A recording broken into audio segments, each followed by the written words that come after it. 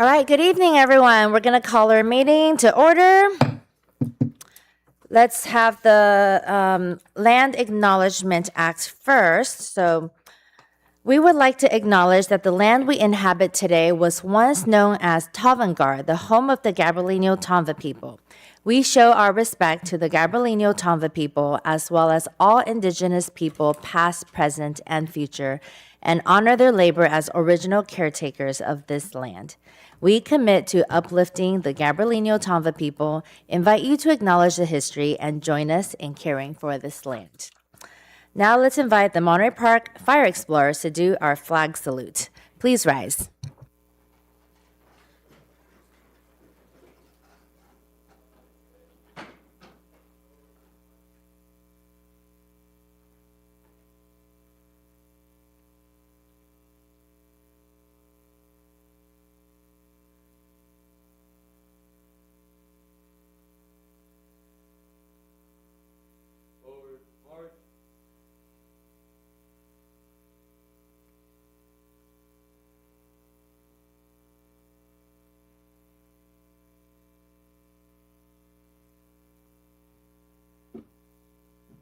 Present colors. Please place your right hand over your heart. Ready? Begin. I pledge allegiance to the flag of the United States of America and to the republic for which it stands, one nation, under God, indivisible, with liberty and justice for all. Prepare to post colors. Forward, march.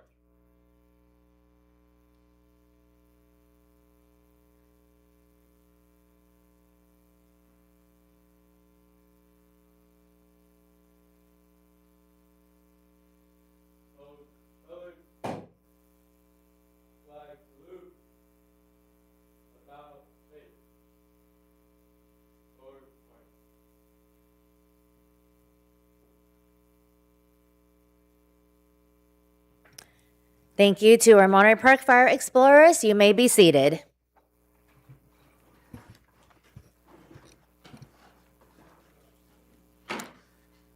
Madam Clerk, may we have a roll call, please?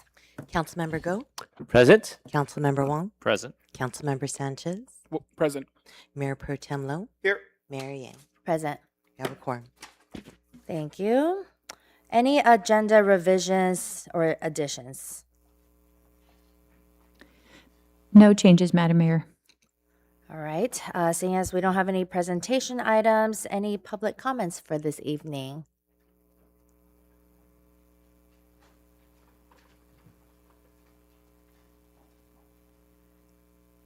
All right. We have one public comment.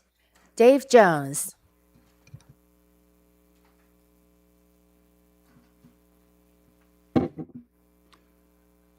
Good evening, Honorable Mayor Yang, Mayor Pro Tem Lowe, City Council members, and dedicated staff. My name is Dave Jones. I live in District 5, but I have friends everywhere. Yesterday was a historic day for the city as the people voted on a first-in-the-nation ballot initiative to ban data centers in Monterey Park. As of this morning, over 6,000 votes had been counted in favor of the ban, compared to barely 1,000 against, 86% to 13%, an unequivocal landslide victory. In a story on the election in yesterday's Los Angeles Times, Mehdi Paryavi, chairman of the International Data Center Authority, said, "These are multi-billion-dollar assets that are built by multi-trillion-dollar companies. These things will get done." Monterey Park said, "Hold my boba." People from all over the city came together in a way few of us have ever seen before.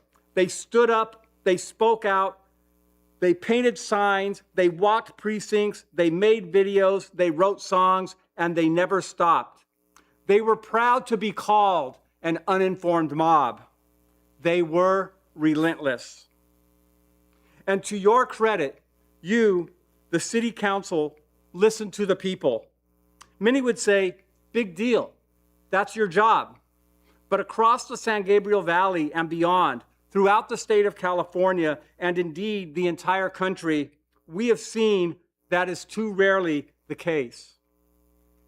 But as we approach the 250th anniversary of the Declaration of Independence, the good people of Monterey Park, with pride in the past and faith in the future, have proven once again the foundation of democracy is the voice of the people. It is a timely reminder. In closing, let me add, the past is not the only thing I'm proud of. I'm proud to support my LGBTQ plus family, friends, and neighbors, wherever they may be. And this pride is not something I reserve for a single month of the year, but something I wear every single day. And so I fully support the resolution proposed by Mayor Pro Tem Lowe. So tonight, let us celebrate. Let us celebrate our victory. Let us celebrate the love of our neighbors in all its myriad and marvelous variations. Let us celebrate our city, data center free, forever. Thank you very much for your time.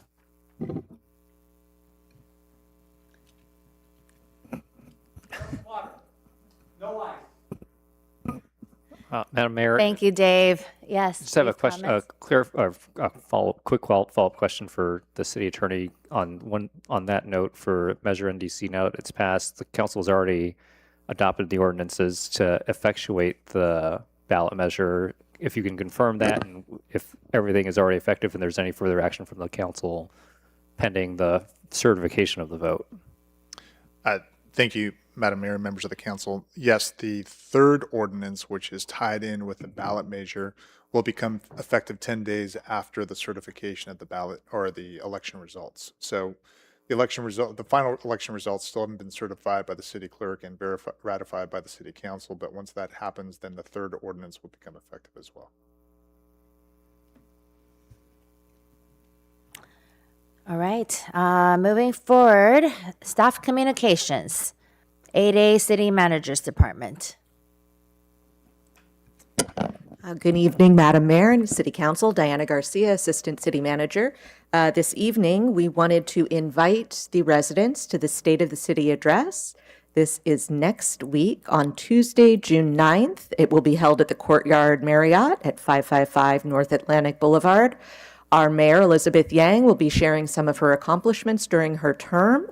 And we will also be awarding the Community Choice Awards. This is free for everybody to attend. We will have refreshments.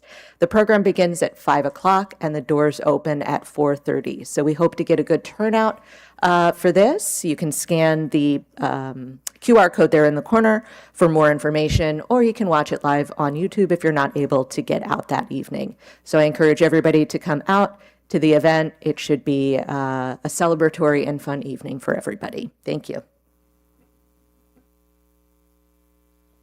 All right, thank you. Next is our Bruggemeyer Library updates.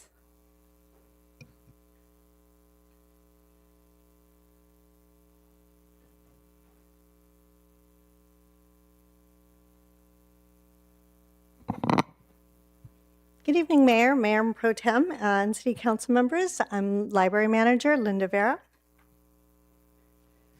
Okay, so what we're looking at here is an overview of the programs that we held last month. There were 235 programs with 2,827 attendees. What you're looking at here is some photos from Fire Service Day. The Junior Friends held their elections, so they have a new president and board. And then there was a Studio Ghibli craft program, so that was attended by all ages. Yeah. Okay, so starting next Saturday, we're going to be having the Library Summer Reading Program. This is open to participants of all ages. The program is designed to encourage reading as a habit. So people will mark off the number of days that they read. Kids will be able to receive small milestone incentives along the way so they can be entered into drawings for larger prizes at the end. Okay, so the festivities will kick off for children with an afternoon of activities at 3 o'clock in the Storytime room. So this will include games, crafts, and scavenger hunt. This will be followed by a percussive dance performance that blends percussive traditions across multiple dances. So this promises to be very energizing and a lot of fun. This is open to all ages. Across the summer, and particularly in the month of June, we have programs for kids to engage in many ways, including moving, creating, and exploring just different facets of science and creativity.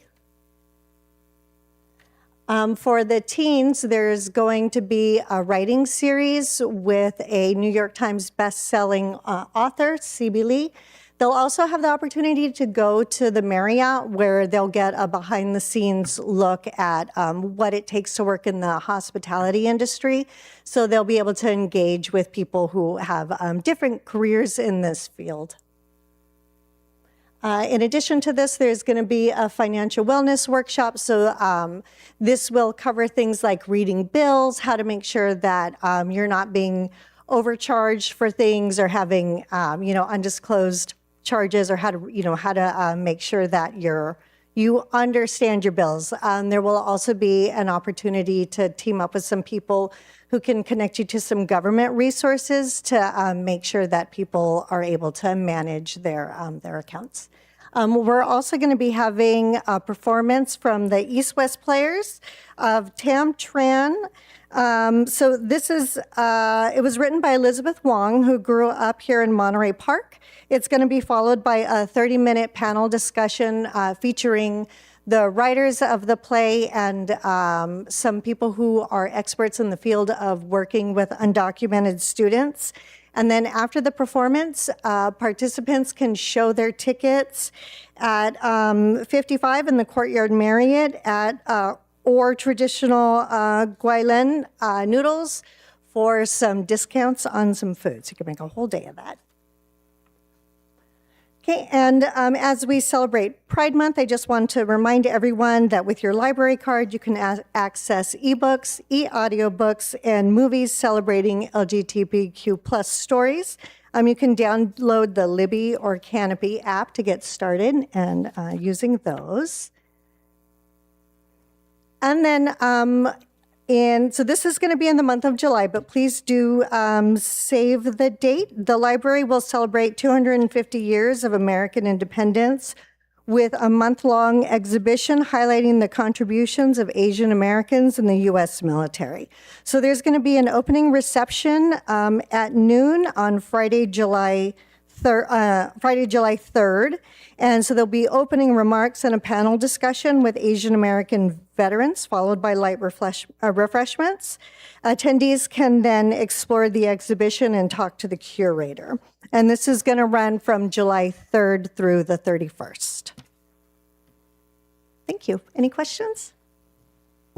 Yeah, thank you. I just wanted to, if you can kind of go back to that last slide there, I just wanted to give some plugs there.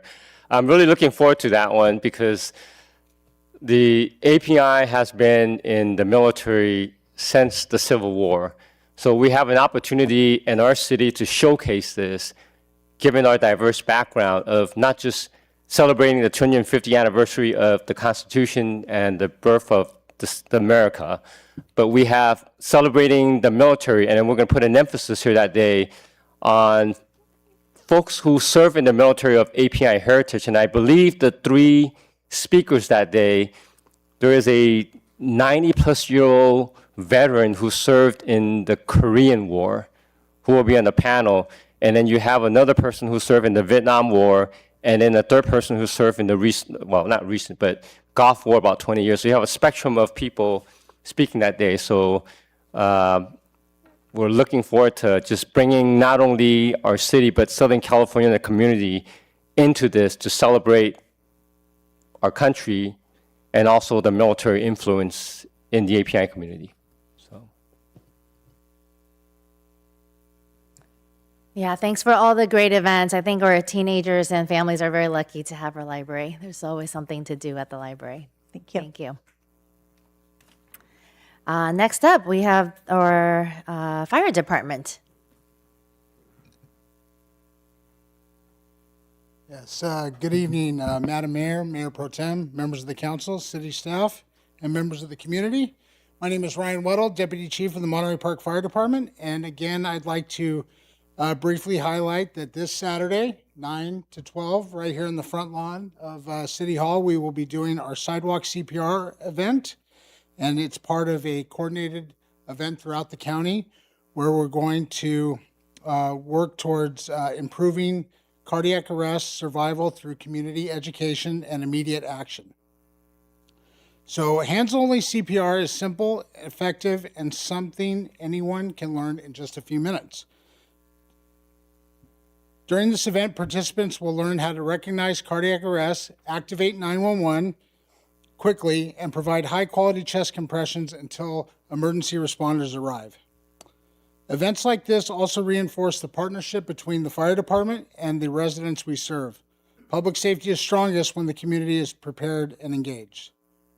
And I'd be happy to answer any additional questions we have about this event. No questions. Just encourage everyone to come and get CPR trained. Excellent. Thank you. Have a good Thank evening. you. Recreation and Community Services Department.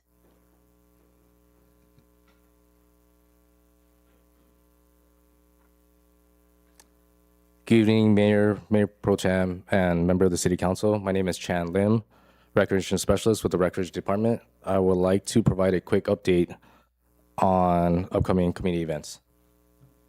First off, I would like to thank City Council for the support of this year's Memorial Day ceremony in collaboration with the American Legion Post 397. It was a meaningful and successful event honoring those who made the ultimate sacrifice in service to our nation. Thank you. I'd also like to share that our health fair held this past Saturday at the Langley Center in partnership with APHC was a success and well attended by our community member. Thank you to everyone who participated and helped make it possible. Upcoming events. Our 6th annual SGV Pride Festival is this coming Saturday, June 6th at Barnes Park, beginning with a parade at 9 a.m. From Marquette High School and ending at Barnes Park. This event will feature live music, arts, giveaway, and community resources. Our first annual MPK Campout event themed Under the Stars hosted at Barnes Park on June 12 to 13. It's a sold-out community event featuring family-friendly activities such as arts and crafts, games, movies, hula dancing, and s'mores provided by our fire department. Just wanted to give a quick shout out to our sponsors, Rotary Club, Raising Cane's, San Gabriel Valley Water District, Chick-fil-A, and will be held for supporting the event. We'll also be hosting a Let's Kick It soccer clinic and a Team USA watch party as Team USA take on Turkey at Barnes Park on June 25th. The soccer clinic will run from 4:45 to 6:45 p.m. and the watch party will begin at 7 p.m. and continue through the end of the match. Also coming up, our City Independence Day celebration will be held on Saturday, June 27th at Barnes Park, featuring food trucks, live entertainment by Pop Vision, and a fireworks show at 9 p.m. And also, don't forget, every Thursday at Barnes Park from 4 to 9 p.m., we host the farmers market featuring fresh produce from local vendors. Come support our local businesses. Upcoming activities. Our summer pool schedule at George Elder is here, and it's packed with something for everyone, whether you're learning, training, or just playing in the pool. Also, Movies at the Park is back at Barnes Park. Join us for a fun-filled summer movie at the park starting June 25th and ending August 8th. For time and schedule, please check out our city website or call the Recreation Department. Hope to see you all there. Upcoming trips. The Recreation Department is offering trips to Mamma Mia on Thursday, July 2nd at the Amundsen Theater. This is a sold-out event. And on Friday, July 24th, a trip to the Hollywood Bowl to see Smokey Robinson and Gladys Knight. The cost is $80. Registration is currently available. Also, MPK night returns at the Dodger Stadium on Saturday, August 15th versus the Brewers.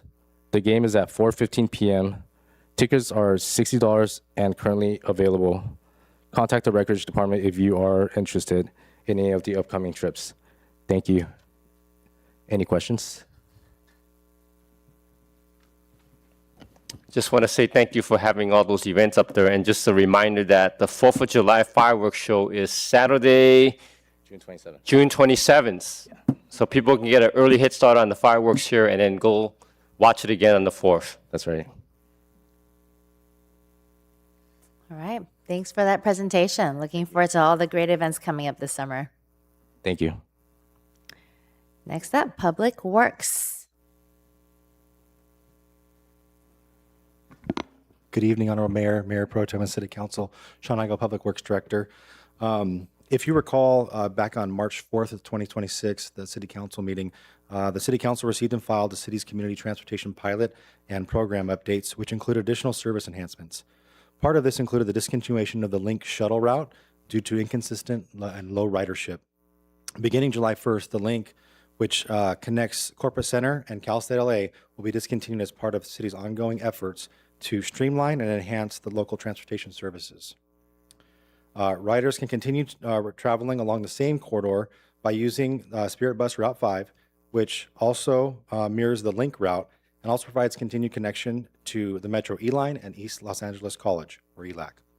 MPK Transit Express will continue to offer flexible operational hours and destinations throughout the city. The city's outreach efforts included outreach in mid-May with notifications to the city website, Passio Go app, the city buses, June Cascade articles, and planned social media outposts. We also worked with our economic development partners to send out notifications to businesses in the distributed area. With that, I'll take any questions.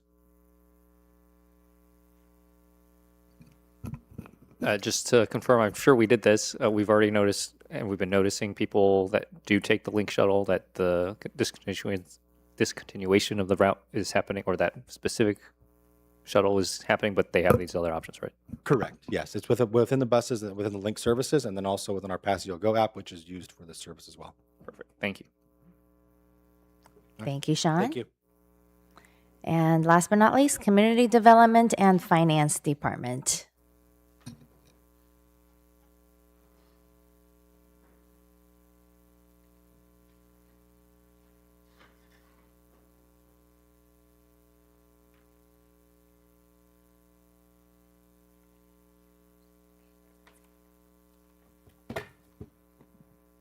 Good evening, Madam Mayor.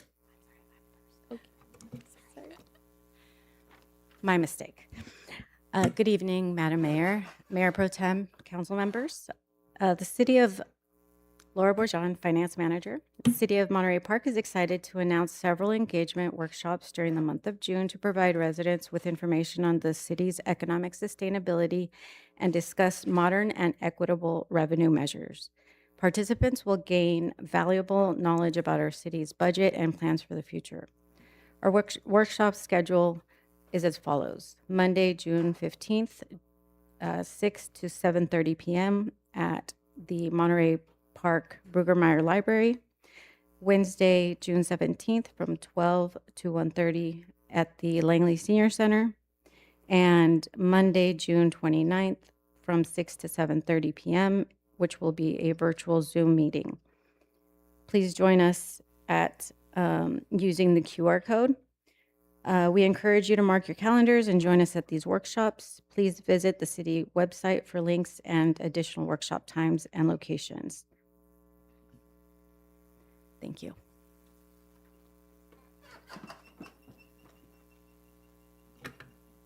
Good evening, Madam Mayor, Mayor Pro Tem, members of the City Council, Anais Navarro, Administrative Aide. In response to recent conversations surrounding land use in Monterey Park, the city is launching a community engagement effort aimed at exploring new opportunities to transform vacant and underutilized commercial properties into vibrant and thriving neighborhoods.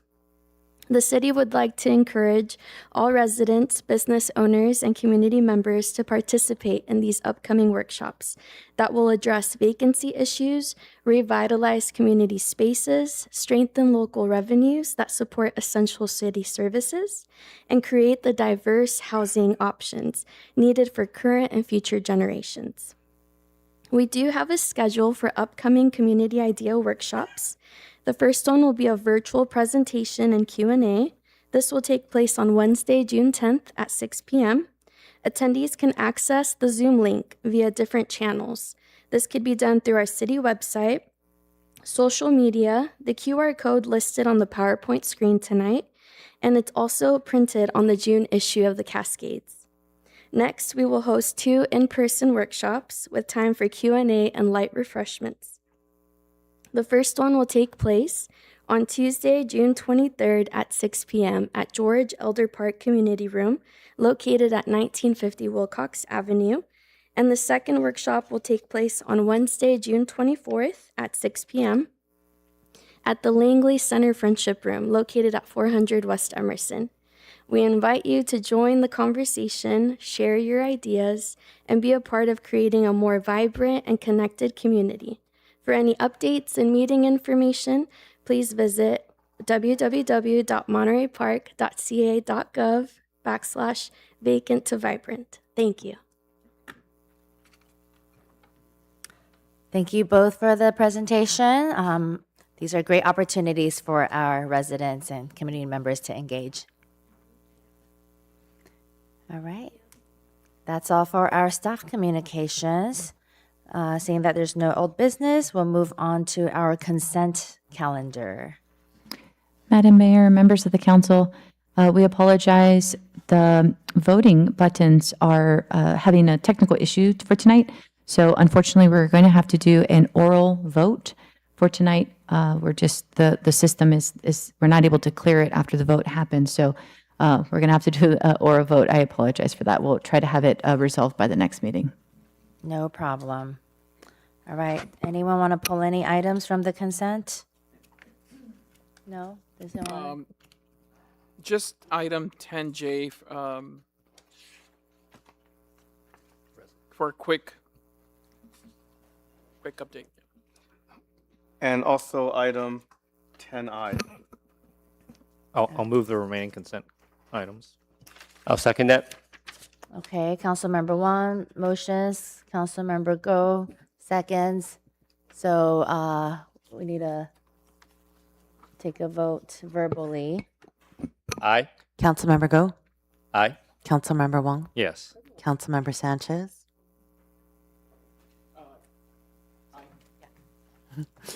Mayor Pro Tem Lowe, Aye. Mayor Yang. Yes, Approved unanimously. thank you. All right, so let's go to 10I. Thank you. I just want to again thank staff for bringing this forward again, and also it coincides with our 6th annual Pride March and Festival. I think it's very important, especially given the atmosphere in the United States in which members of the LGBTQI community have been attacked, especially from the administration, the White House, and as a community. It's important that we embrace and show our LGBTQ neighbors, not just here in Monterey Park, but in the region, that they are part of our community, and we will stand up for their identity and their right to be part of our community. And again, thank you very much, members. I ask for your support for this resolution. I want to make a motion. Oh, yes, I move for approval, please. All right, is there I'll second. a second? All right, let's do a vote. Councilmember Go, Aye. Councilmember Wong, Yes. Councilmember Sanchez, Mayor Pro Tem Lowe, Aye. Mayor Yang. Yes, Approved unanimously. thank you. And then now item 10J. Yes. I wanted to bring this resolution because gun violence is still an epidemic that's impacting many communities and many people throughout our country, and no one is really free from this. So I know that our community here in Monterey Park has been victim of a mass shooting, and following the mass shooting that happened here in our community, our city passed a series of ordinances to try to in response to the shooting, and so. And I know that throughout the country, and even within our own community, some of our local legislators have passed state laws to try to curtail a lot of the gun violence that has happened in our communities, but also throughout the country, but within our state. And I don't know if there's a representative from our police department that can maybe share a little bit about where we are at. I know it's been maybe a couple years since we passed some of these ordinances, and maybe provide some updates in terms of where we are as a state, as a community, the city, in terms of our gun laws. Thank you. Good evening, Madam Mayor, Mayor Pro Tem, and members of the City Council. My name is Brenda Iglesias. I'm a lieutenant with the Monterey Park Police Department, and we have some slides here kind of go over in observance of the Gun Awareness Month, right? In regards to gun violence restraining orders, since the passing in 2016, our city has issued one restraining order. It was an incident where an individual was threatening a government entity. We investigated. We, alongside with the city attorney's office, were successful in obtaining a restraining order and seizing the weapons. So it was very successful. Just a little background, gun violence restraining orders are civil restraining orders that are issued by the family court. And that is a service that our department, as well as the city attorney, assists with preparation and confiscation of the weapons. And GVROs can be requested by immediate family, employers, coworkers, teachers, and law enforcement. So again, it can be any of those that deem somebody's behavior a concern, or there might be some statements that have made or shown concern for. Some of the Senate bills that have passed since, Senate Bill 704, which mandates basically you have to purchase a barrel in person. Prior to that, you can purchase that online, but since this bill passed, it mandates you have to go through a California licensed federal firearms dealer, and the purchase has to be made in person. This eliminates the online sales of barrels and parts. Assembly Bill 1127, which passed effective July 1st, that is that all California licenses, federal firearms dealers are prohibited from selling or transferring certain semi-automatic pistols that can be used or modified as a conversion. So one of that is Glock, because of the trigger. So they ban the sales or transfers of the Glocks in California from the generation 1 through 5. And there are some exceptions, obviously, for law enforcement officers or the agencies.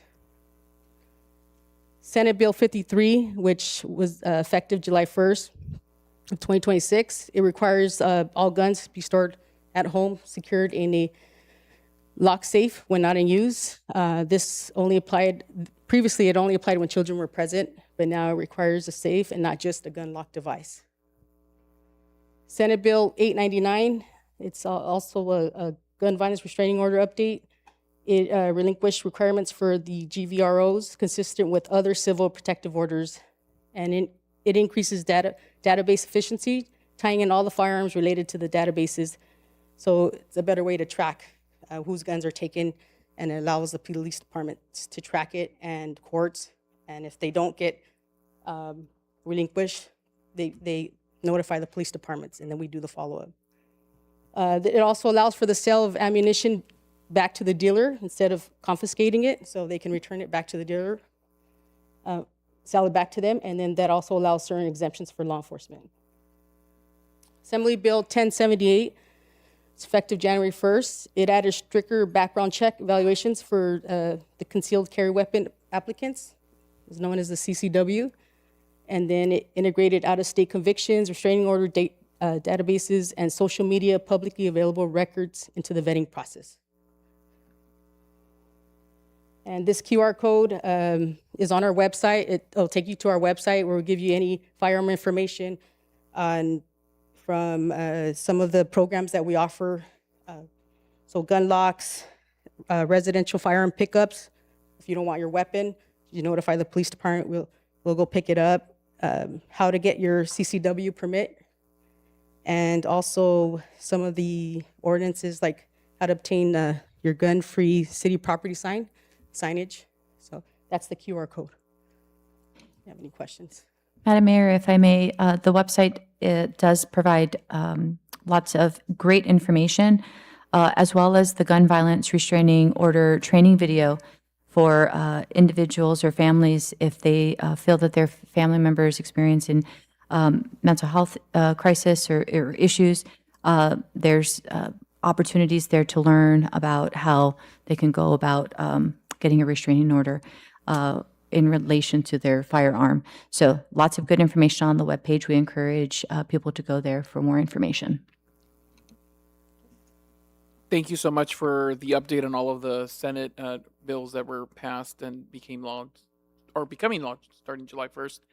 Some of them I had not heard of, so thank you for the update. And I think a lot of those hopefully will help curtail and prevent a lot of the gun violence that is happening within our communities. But thank you so much for the update. Yes. Are we putting this information, GVRO information, and some of this other stuff on in the Cascades or other communications that go out regularly? And if not, can we do this? I think it would be helpful for the community to just have this regular reminder once or twice a year that these are options available and that our city attorney's office is available to provide assistance for families or others who want to pursue some of these options. Madam Mayor, members of the council, thank you for the reminder, Councilmember Wong. We will definitely, we probably haven't put an article recently about information about firearm safety, so we can definitely do that in an upcoming edition of the Cascades. We can definitely also hit our social media channels as a reminder during this month as an awareness month. So agree, we haven't done it more recently, and we can do that. And one more question. I know that Friday is Wear Orange Day, so are we lighting up the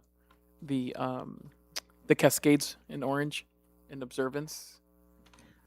We can definitely check. Yes, okay, yes, Robert is giving me the thumbs up back there, so we will light up the Cascades fountain in orange. Yes. All right. Thank you, Robert. Thank you so much. So if I can get the support of my fellow council members to pass the resolution, appreciate it. So I'll make a motion to approve item 10J. I'll second. All right, let's vote. Councilmember Go? Yes. Councilmember Wong? Yes. Councilmember Sanchez? Mayor Pro Tem Lowe? Aye. Mayor Yang? Yes. Approved unanimously. Thank you. Okay, that completes our consent agenda. So moving on to public hearing, let's go ahead and open up the public hearing. We'll start with item 11A, public hearing to consider approving assessments for the citywide maintenance district number 93-1 for fiscal year 2026 to 2027. Good evening, Madam Mayor, Mayor Pro Tem, Council, Laura Bourgeon, Finance Manager. In 1993, the city formed a citywide maintenance district, number 93-1, to finance the operation and maintenance of public street lighting and landscaping. The district was renewed each of the past 33 years, and must be done so annually in order for the city to continue levying and collecting assessments for fiscal year 26-27. The city started the process to renew its district for fiscal year 26-27 at its May 6, 2026 City Council meeting. At that time, the City Council approved the engineer's report, adopted the resolution of intention, and scheduled the required public hearing for tonight.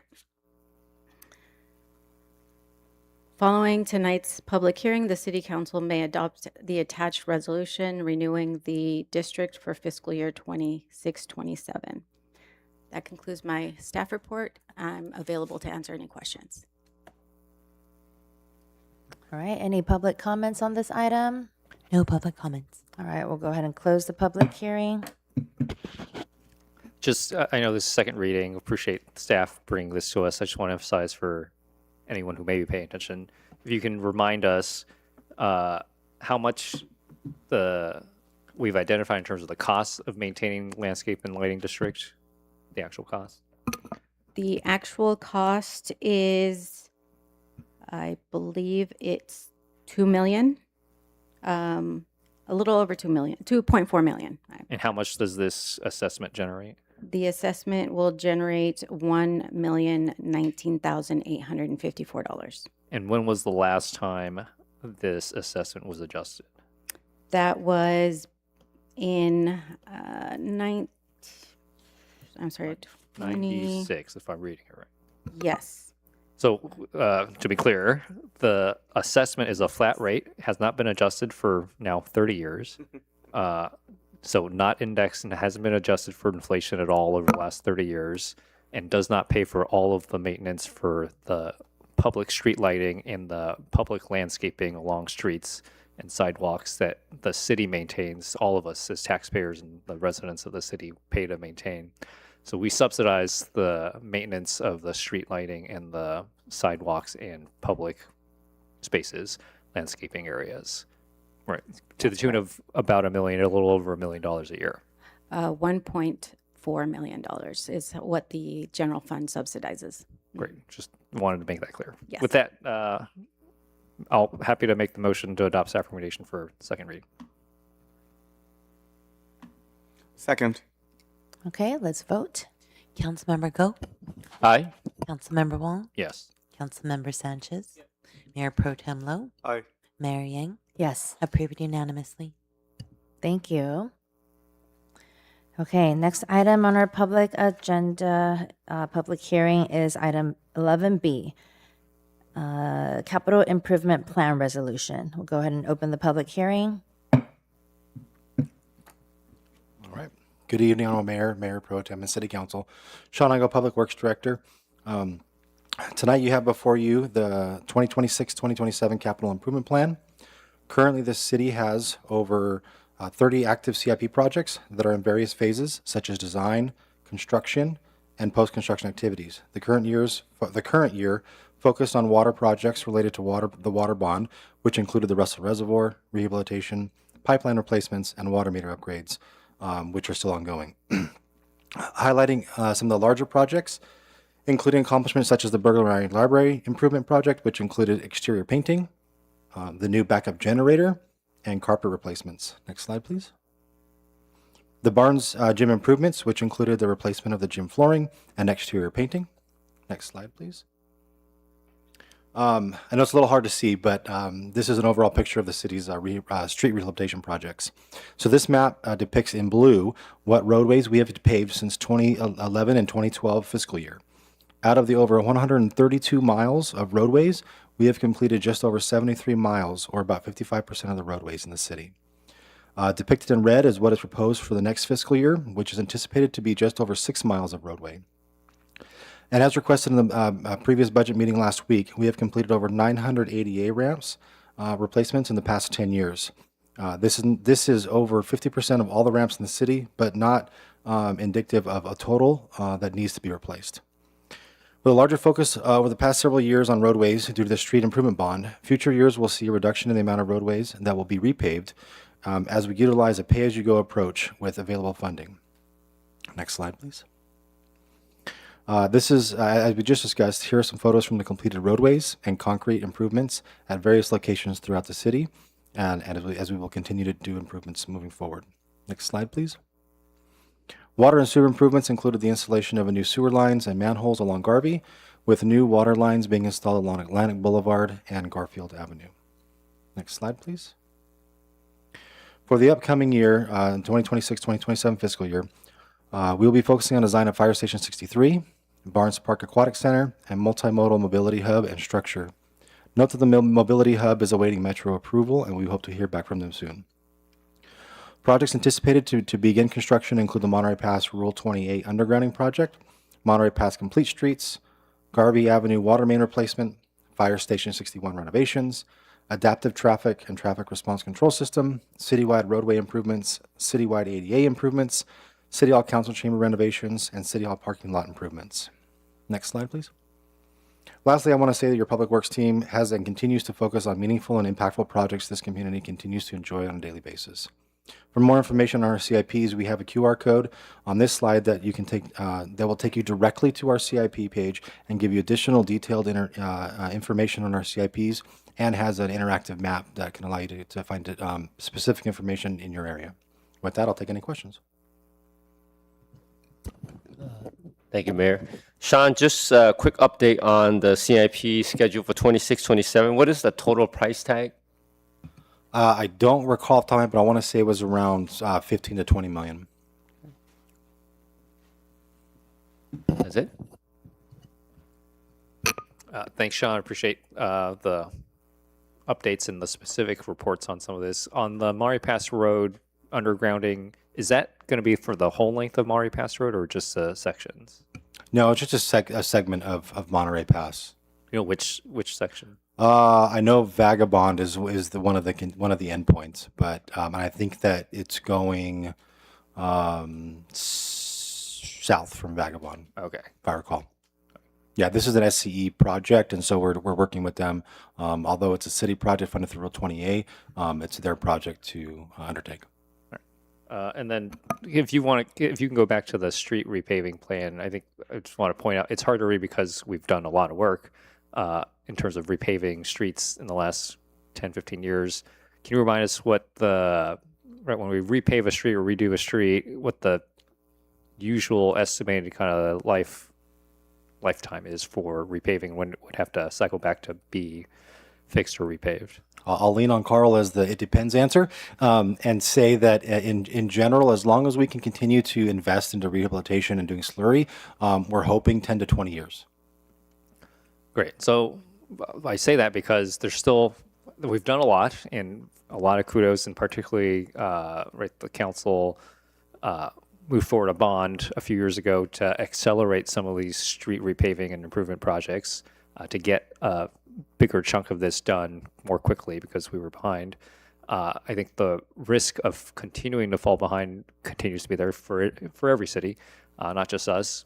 And obviously there are a number of streets and a good chunk of the city that still have not and will not have had their streets repaved in the next few years and have fallen behind more than 20 years at that point. So just pointing out that there's still a lot of work to do. There isn't enough money, at least at this point, to do all the streets we want to and need to do. And I think one of the most common complaints I get, and I don't know, I can't speak for the other council members, but a lot of it is potholes, street repairs, alleyway repairs, which we're trying to prioritize some of as well, and a lot of sidewalk repairs. There's still a lot of public infrastructure, despite the progress we've made in the last few years in particular. A lot of work to do still to improve our public infrastructure, particularly our street infrastructure that everyone relies on to be able to get around safely in the city, and for businesses rely on to be safe as well for them to conduct business. So we'd love to see how we can, not just the streets that are part of our capital improvement project, but there's a huge gap still in terms of being able to finance all the projects that are on our capital improvement plan, and a lot of projects that aren't on our SIP as well that need to be, we need to find money for.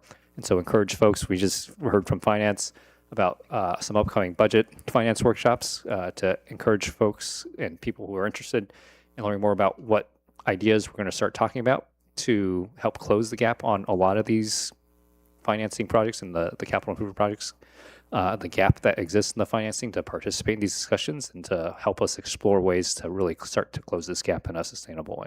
Yep. And real quick, going back to your question, Councilmember Go. So this current fiscal year, we're at 17.3 million, and next fiscal year, we're anticipating 16 million for CIPs.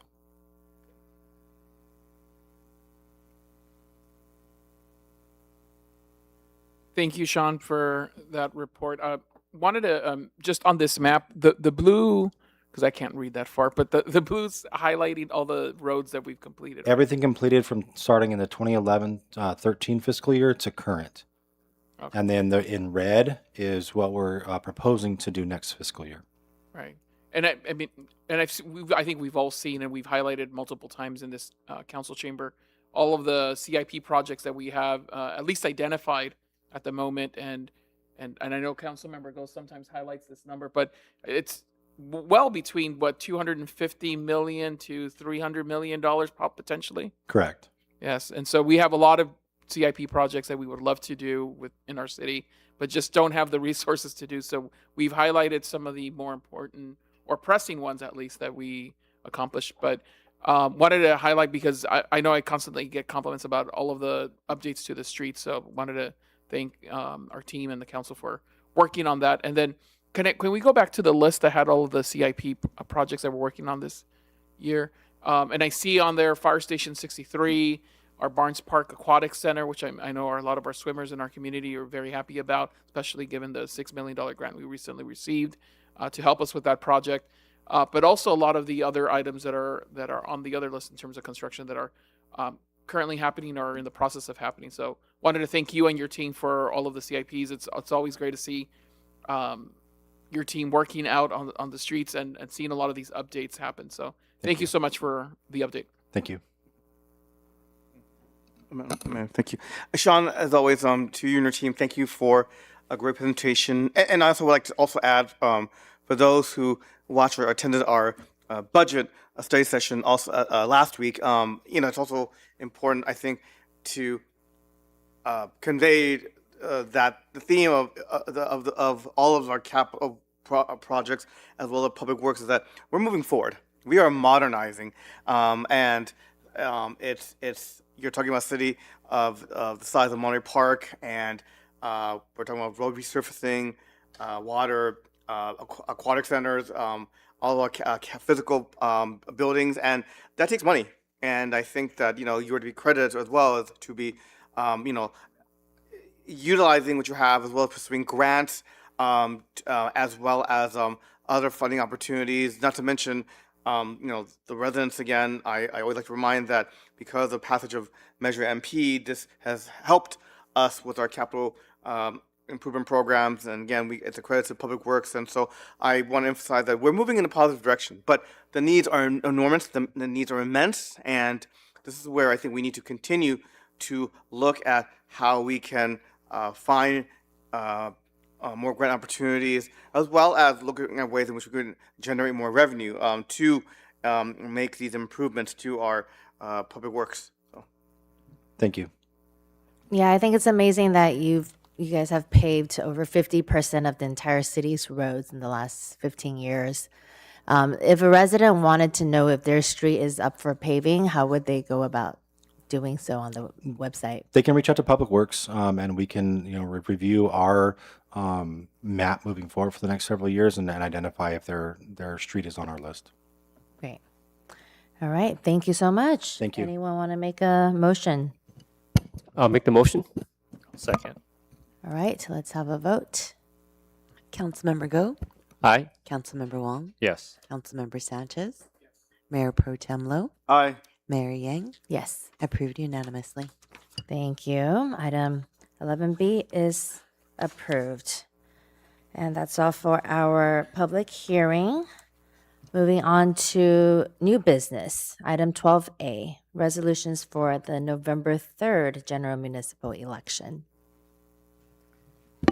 Thank you, Madam Mayor, members of the City Council, Cindy Train, Deputy City Clerk. Before you for consideration is an item regarding the city's general municipal election. The election is scheduled for November 3rd, 2026 for the purpose of electing members of the City Council for District 1, 5, the City Clerk position, and the City Treasurer position for a term of 4 years each. The election is consolidated with the statewide general election conducted by the LA County Register Recorder's Office. The 2026-2027 budget is expected to include $275,000 for expenditures associated with the election. Candidates for Council District 1 and 5 must reside in the district they are running for, while the City Clerk and the City Treasurer will be elected at large. The nomination period will begin on July 13th and concluded on August 7th and extended to August 12th if the incumbent does not file. candidate may submit an optional statement of no more than 200 words for inclusion in the official sample ballot booklet. A deposit of $500 is required for English only or $1,000 for English and Spanish. The LA County office will be canvassing the election results and tentatively scheduled to certify the election results on December the 7th. The Board of Supervisors is tentatively scheduled to declare the election officially concluded on December the 15th. The official certificate will be provided to the city clerk, and the final declaration of the results by the city council is tentatively scheduled for Wednesday, December the 16th, 2026. A dedicated election page is available in the coming days and will be updated as information become available. City clerk staff will conduct voter outreach through in-person events, the cascades, and social media posting. It's recommended that the City Council consider adopting the resolution associated with the general municipal election on November 3rd, 2026. This concludes my report, and I'll be happy to answer any questions. Thank you. Any questions? I'll make the motion. All right, no questions. Councilmember Wong makes the motion. Any second? Let's vote. Councilmember Go? Aye. Councilmember Wong? Yes. Councilmember Sanchez? Yes. Mayor Pro Tem Lo? Yes. Mayor Yang? Yes. Approved unanimously.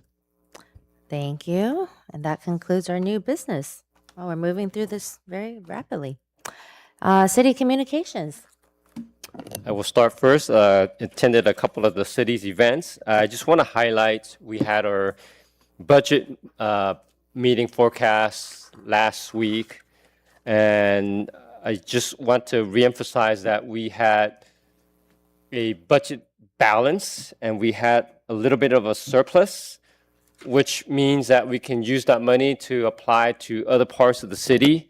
As the Public Works Director noted, we have $17 million of CIP work projects for the city, so that comes in handy. And in the next 10 years, we have a number of about $250 million for a lot of different projects that need to be worked on for the city. That's an ongoing task list.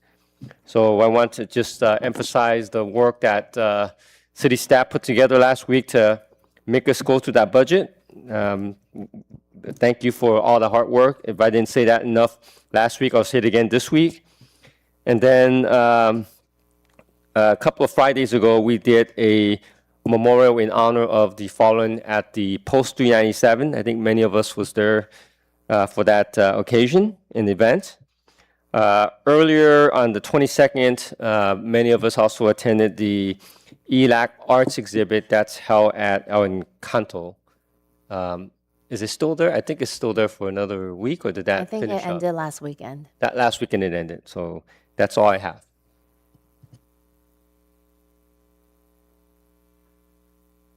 Nothing?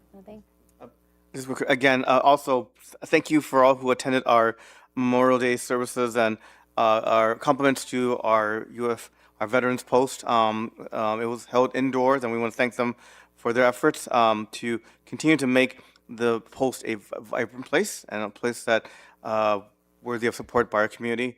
Also, I just want to emphasize also what my colleague said about the El Encanto art exhibit that was in partnership between East LA College, the Ceramics Club, as well as City of Monterey Park. And I want to thank Parks and Recreation Department for their leadership in creating these partnerships. I think these partnerships are essential and important, and spaces like El Encanto are I think perfect for spaces to exhibit our local artistic expression, and something that I hope that we can do more of. So.